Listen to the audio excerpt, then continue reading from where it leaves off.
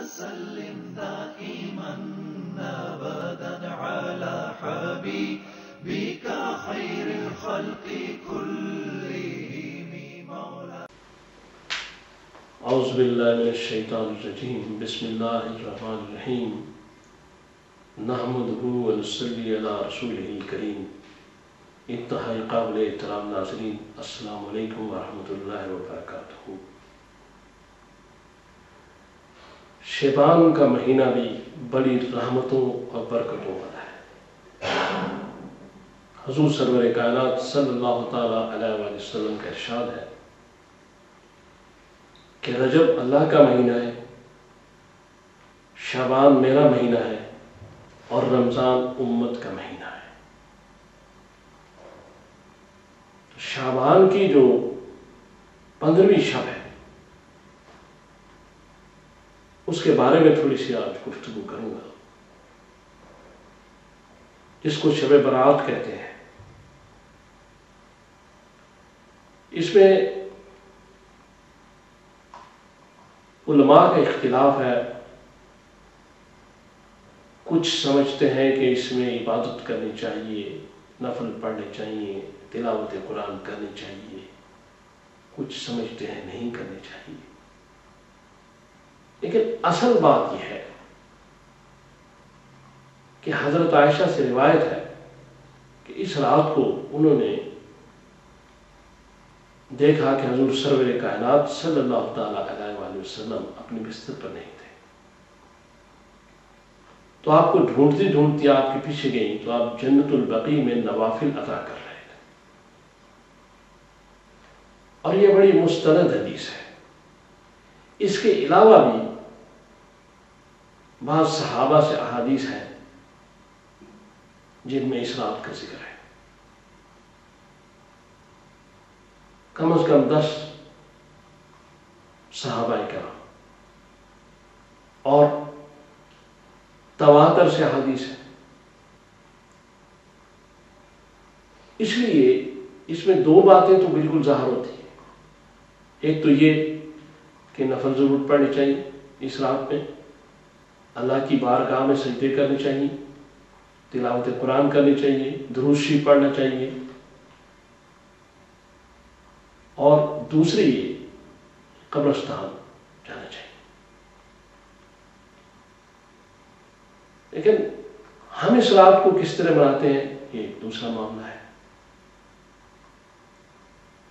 یہ رات مغفرت کی رات ہے، گناہوں سے توبہ کرنے کی رات ہے، ندامت کے آنسو بہانے کی رات ہے. اور وہ جو آنسو ہیں وہ بڑے قیمتی ہوتے ہیں جو ندامت سے بہتے ہیں.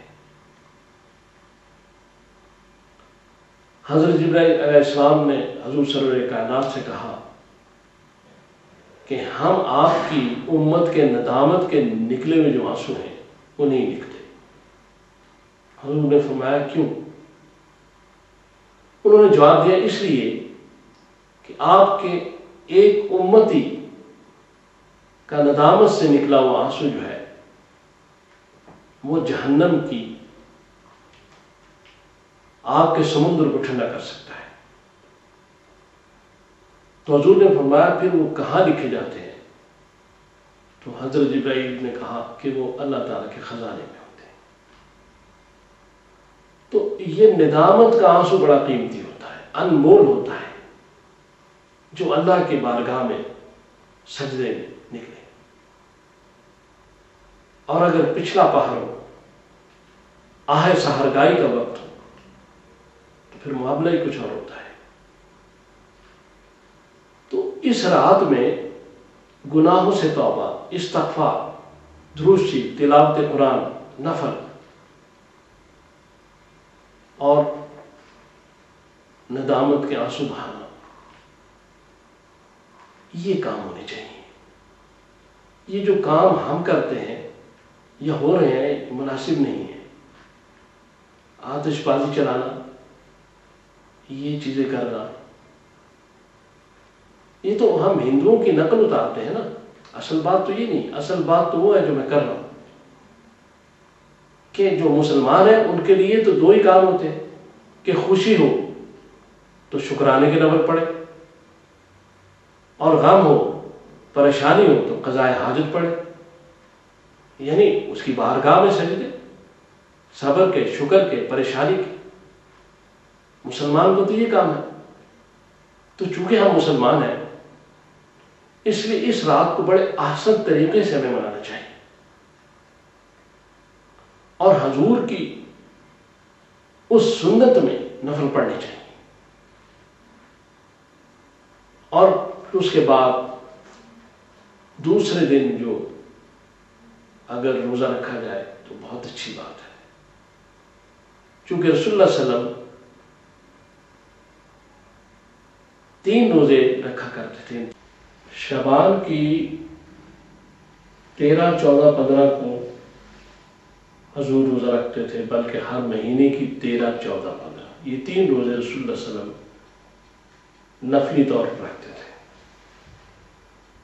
تو اگر 15 شعبان کا روزہ اس نیت سے رکھا جائے کہ میں رسول اللہ صلی اللہ تعالیٰ علیہ وسلم کی سنت میں رکھ رہا ہوں، تو پھر اس کا ثواب اور بڑھ جاتا ہے۔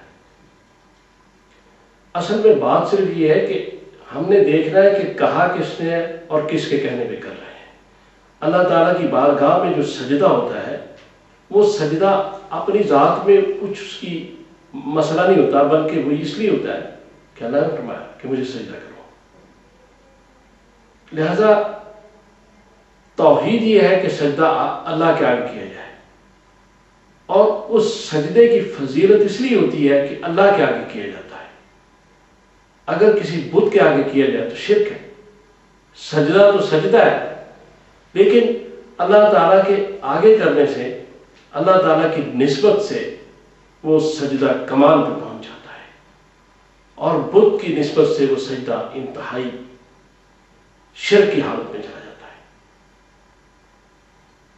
لہذا رسول اللہ صلی اللہ تعالیٰ علیہ وسلم پہلے یوسف علیہ السلام کی شریعت میں سجدہ تعظیمی جائز تھا، قرآن میں بھی اس کا ذکر ہے، لیکن حضور کی شریعت میں اس کو حرام قرار دے دیا۔ اس لیے بات سجدے کی نہیں، بات حکم کی ہے۔ جب وہ کہیں کرو، جب وہ کہیں نہ کرو نہ کرو۔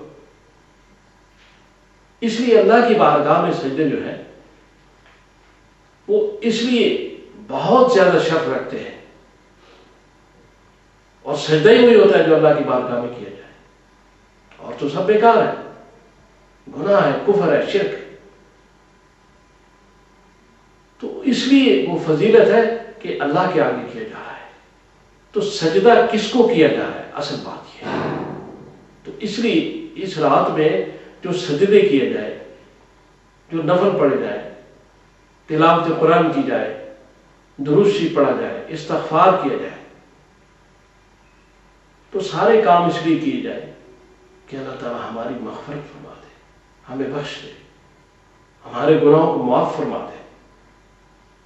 تو پھر تو یہ رات بڑے کام کیے، اور اس میں بڑا کام کیا۔ لہذا تقاضا عشق مصطفیٰ یہ ہے کہ حضور کی اطاعت کی جائے۔ رسول اللہ صلی اللہ علیہ وسلم سے محبت کا تقاضا یہ ہے کہ آپ کے احکامات کو مانا جائے۔ احکامات ماننا بہت ضروری ہے۔ ارشاد رسول سب سے اوپر ہے۔ اس لیے حضور کی باتیں کرنا بھی عبادت ہے، اور حضور کی باتوں پہ عمل کرنا بہت آسان کام ہے، لیکن باتیں کر کے ان کی باتوں پہ عمل نہ کرنا تو اس کا کیا فائدہ ہوگا؟ تو فائدہ تو یہ ہے کہ حضور کی بات بھی کی جائے اور حضور کی بات پر عمل بھی کیا جائے۔ تو یہ جو شب برات ہے یہ ایک موقع ہے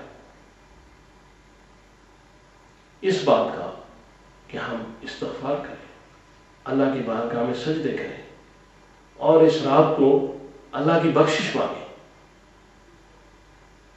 یہ دوسرے کاموں کے لیے نہیں ہے، جو غیر اسلامی کام ہے انہیں چھوڑنا چاہیے۔ ہم مسلمان ہیں، لا الہ الا اللہ محمد رسول اللہ پڑھنے والے ہیں، اس لیے ہمیں اسلام کی طرف آنا ہے، اور حضور صلی اللہ تعالیٰ علیہ وسلم کی اتباع، آپ کی سیرت کو سامنے رکھتے ہوئے آپ کے نقش قدم حاصل کر رہے ہیں. حضور کی معراج یہ اوپر، اور ہماری معراج یہ ہے کہ ہم حضور کے نقش قدم حاصل کر لیں.